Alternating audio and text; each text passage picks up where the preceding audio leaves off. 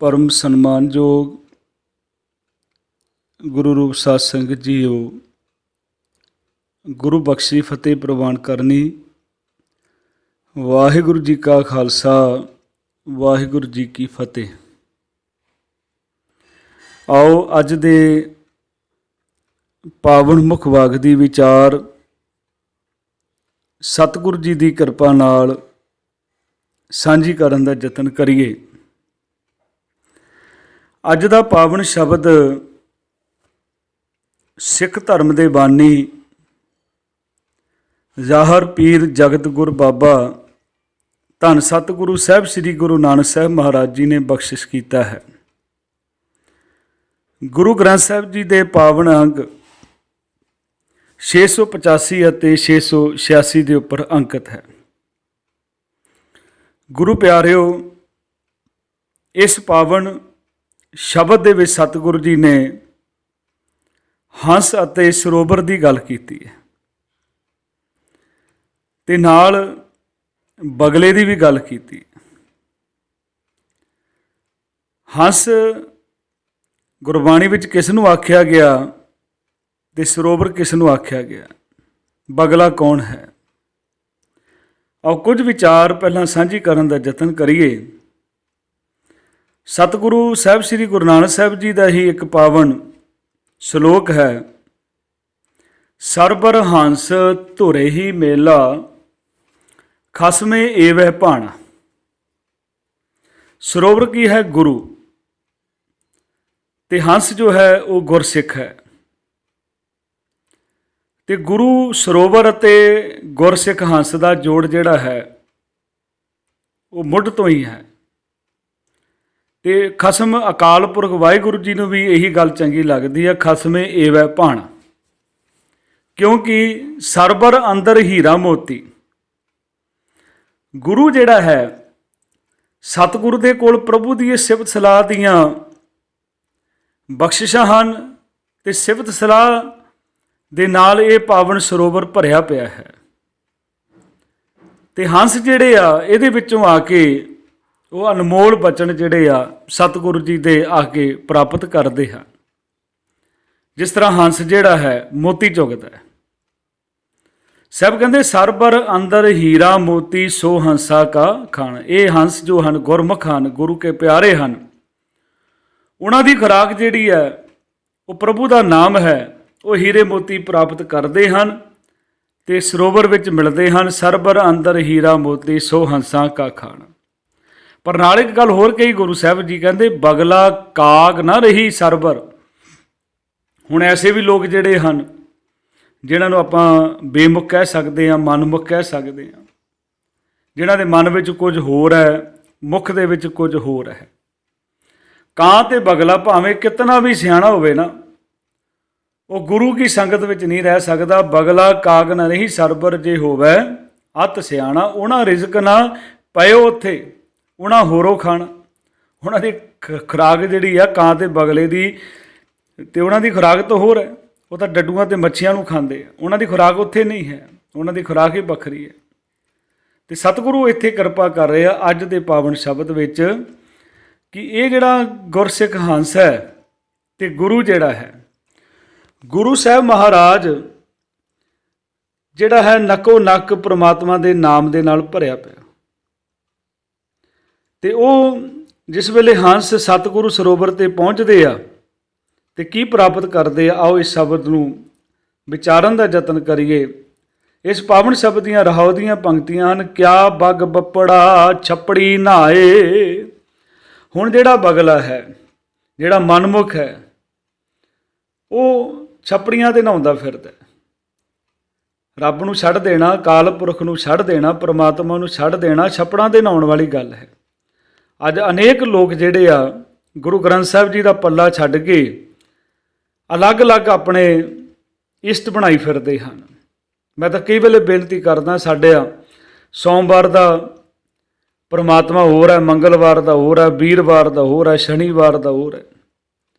ਪਰ ਜਿਹੜਾ ਅਫਸੋਸ ਤਾਂ ਉਸ ਵੇਲੇ ਹੁੰਦਾ, ਦੁਖਾਂਤ ਉਸ ਵੇਲੇ ਹੁੰਦਾ ਜਿਸ ਵੇਲੇ ਹੰਸ ਸਰੋਵਰ ਨੂੰ ਛੱਡ ਕੇ ਆਪਣੇ ਆਪ ਨੂੰ ਹੰਸ ਕਹਾਉਣ ਵਾਲਾ ਸਿਰਫ ਬਾਹਰੋਂ ਹੰਸ ਲੱਗਦਾ ਹੋਵੇ ਤੇ ਉਹ ਛੱਪੜੀਆਂ ਤੇ ਨਹਾਉਂਦਾ ਫਿਰਦਾ ਹੋਵੇ ਤੇ ਉਹਨੂੰ ਪ੍ਰਾਪਤ ਕੀ ਹੋਣਾ? ਕੁਛ ਵੀ ਨਹੀਂ। ਸਤਿਗੁਰ ਕਹਿ ਰਿਹਾ, ਕਿਆ ਬਗ ਬੱਪੜਾ ਛੱਪੜੀ ਨਹਾਏ, ਕੀਚੜ ਡੂਬੇ ਮੈਲ ਨਾ ਜਾਏ। ਸਤਿਗੁਰੂ ਜੀ ਨੂੰ ਛੱਡ ਕੇ ਆ ਛੱਪੜੀਆਂ ਤੇ ਨਹਾਉਂਦਾ ਹੈ, ਗੁਰੂ ਸਮੁੰਦਰ ਨੂੰ ਛੱਡ ਕੇ ਛੋਟੇ ਛੋਟੇ ਸ਼ਕਤੀਆਂ ਦੀ ਪੂਜਾ ਕਰਦਾ ਫਿਰਦਾ ਹੈ। ਉਹ ਮਾਨੋ ਛੱਪੜੀ ਵਿੱਚ ਨਹਾ ਰਿਹਾ, ਉੱਤੇ ਹੋਰ ਮਾਇਆ ਦੇ ਮੋਹ ਦੀ ਮੈਲ ਛੇੜ ਲੈਂਦਾ ਹੈ। ਕੀਚੜ ਡੁੱਬੈ ਮੈਲ ਨਾ ਜਾਏ ਰਹਾਓ। ਸ਼ਬਦ ਦੀ ਰਮਤਾ ਹੁੰਦੀ ਹੈ ਗੁਰੂ ਪਿਆਰਿਓ, ਧਨਾਸਰੀ ਮਹਿਲਾ ਪਹਿਲਾ, ਘਰ ਦੂਜਾ, ਅਸ਼ਟਪਦੀਆਂ। ਇੱਕ ਓੰਕਾਰ ਸਤਿਗੁਰ ਪ੍ਰਸਾਦ, ਗੁਰ ਸਾਗਰ ਰਤਨੀ ਭਰਪੂਰੇ। ਗੁਰੂ ਇੱਕ ਸਮੁੰਦਰ ਹੈ ਜੋ ਪ੍ਰਭੂ ਦੀਆਂ ਸਿਫਤ ਸਲਾਹਾਂ ਦੇ ਨਾਲ, ਪ੍ਰਭੂ ਦੇ ਨਾਮ ਦੇ ਨਾਲ ਰਤਨਾ ਨਕਾ ਨਕ ਭਰਿਆ ਪਿਆ। ਬਹੁਤ ਭਾਗਾਂ ਵਾਲੇ ਜਿਹੜੇ ਗੁਰਬਾਣੀ ਦੇ ਇਸ ਮੋਤੀਆਂ ਨੂੰ ਚੁੱਕਦੇ ਹਨ।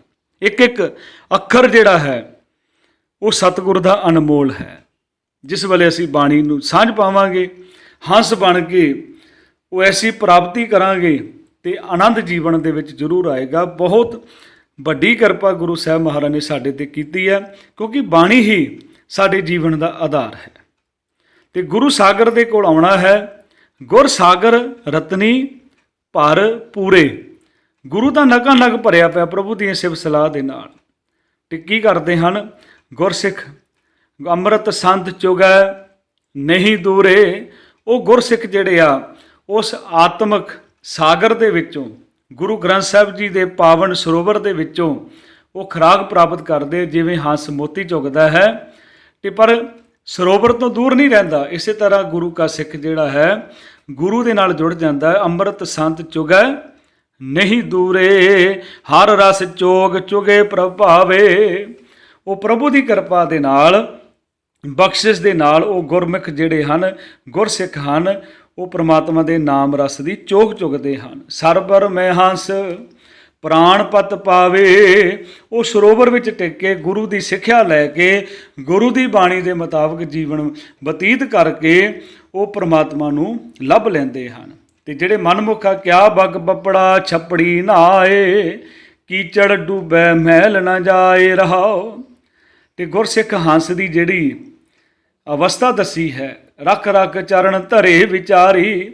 ਗੁਰਸਿੱਖ ਜਿਹੜਾ ਹੈ ਜਿਸ ਵੇਲੇ ਗੁਰੂ ਦੀ ਬਾਣੀ ਤੋਂ ਸਿੱਖਿਆ ਲੈ ਲੈਂਦਾ, ਬੜਾ ਸੁਚੇਤ ਹੋ ਜਾਂਦਾ ਹੈ, ਪੂਰੀ ਵਿਚਾਰ ਨਾਲ ਜੀਵਨ ਸਫਰ ਵਿੱਚ ਪੈਰ ਰੱਖਦਾ ਹੈ, ਪੂਰੇ ਧਿਆਨ ਦੇ ਨਾਲ ਵੀ ਗੁਰੂ ਸਾਹਿਬ ਮਹਾਰਾਜ ਨੂੰ ਮੈਨੂੰ ਕੀ ਉਪਦੇਸ਼ ਗੁਰੂ ਸਾਹਿਬ ਮਹਾਰਾਜ ਨੇ ਦਿੱਤਾ ਹੈ।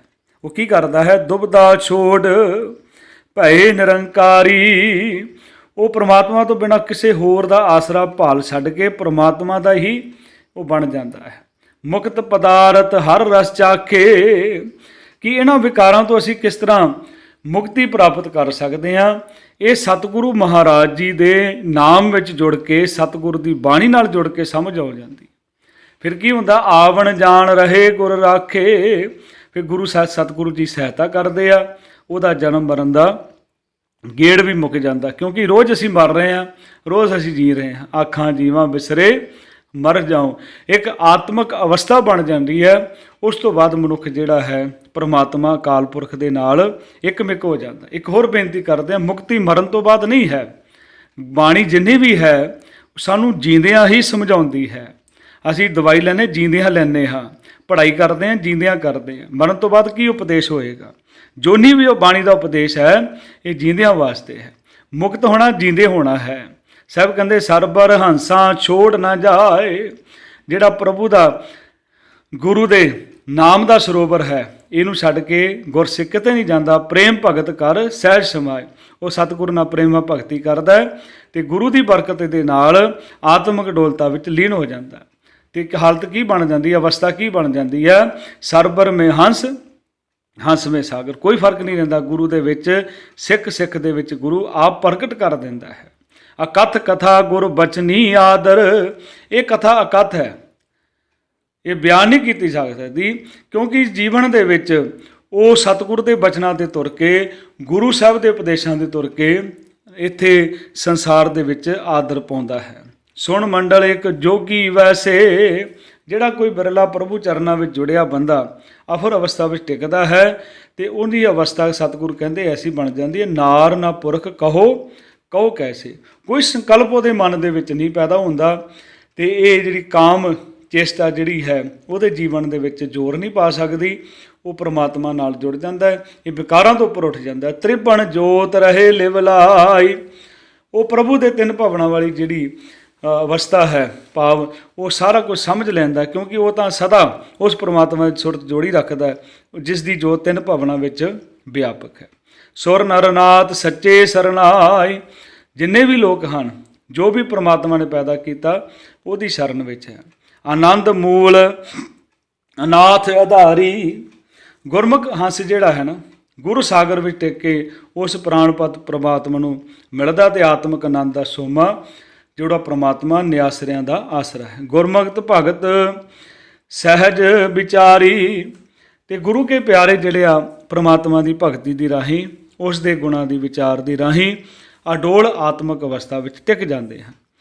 ਭਗਤ ਬਸਲ ਪੈ ਕਾਟਣ ਹਾਰੇ, ਉਹ ਪ੍ਰਭੂ ਜਿਹੜਾ ਹੈ ਨਾ ਅਕਾਲ ਪੁਰਖ ਆਪਣੇ ਸੇਵਕਾਂ ਨੂੰ ਭਗਤੀ ਨਾਲ ਪਿਆਰ ਕਰਦਾ ਹੈ, ਉਹਨਾਂ ਦੇ ਸਾਰੇ ਡਰ ਦੂਰ ਕਰ ਦਿੰਦਾ ਹੈ। ਭਗਤ ਬਸਲ ਭੈ ਕਾਟਣ ਹਾਰੇ ਹਉਮੈ ਮਾਰ, ਮਿਲੇ ਪਗ ਧਾਰੇ, ਤੇ ਗੁਰਮੁਖ ਜਿਹੜੇ ਆਪਣੀ ਮੈਂ ਨੂੰ ਖਤਮ ਕਰਕੇ ਸਤਿਗੁਰੂ ਜੀ ਮਹਾਰਾਜ ਦੇ ਚਰਨਾਂ ਵਿੱਚ ਟਿਕ ਜਾਂਦੇ ਹਨ।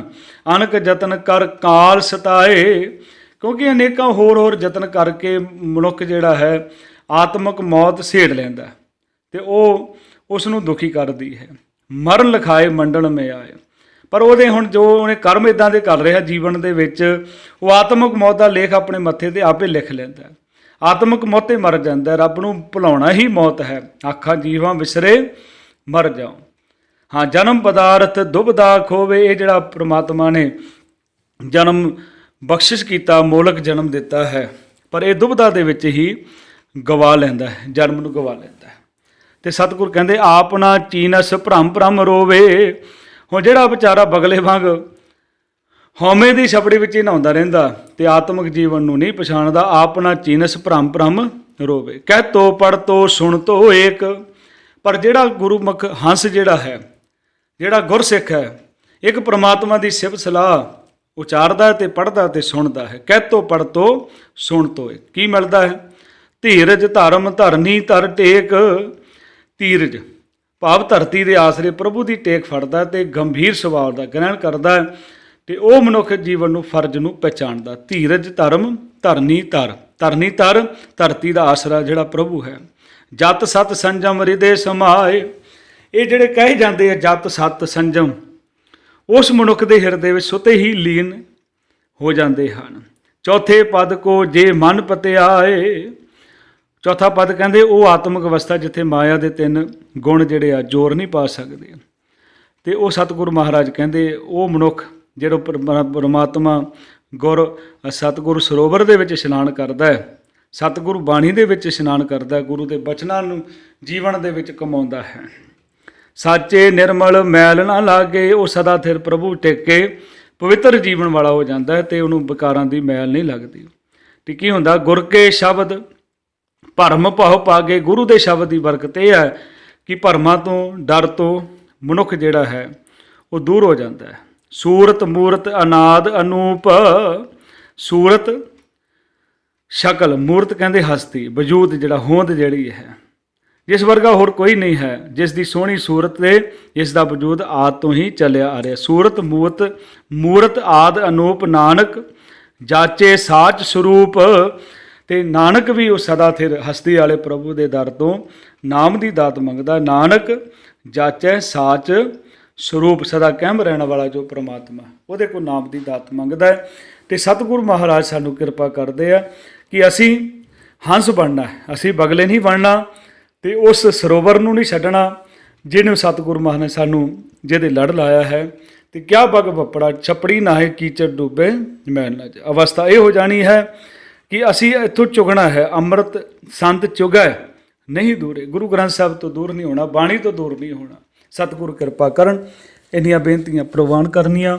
ਬੁਲਾਓ ਫਤਿਹ। ਵਾਹਿਗੁਰੂ ਜੀ ਕਾ ਖਾਲਸਾ, ਵਾਹਿਗੁਰੂ ਜੀ ਕੀ ਫਤਿਹ।